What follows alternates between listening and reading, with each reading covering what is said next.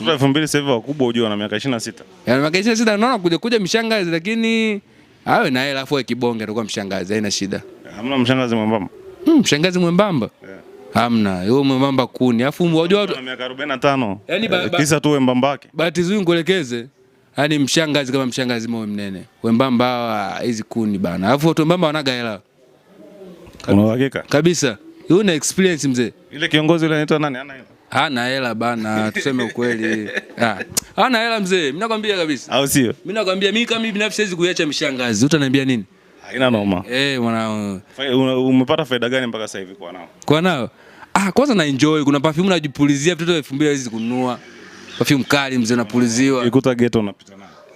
Sasa na charge na asubuhi unapikiwa uji. Vitoto 2000 tunakupigia uji mzee asubuhi. Unakwambia amka mzee una mikono. Oya babu mshangazi nakwambia ndugu mshangazi la bwana. Nakwambia. Haina noma. Haina noma mama.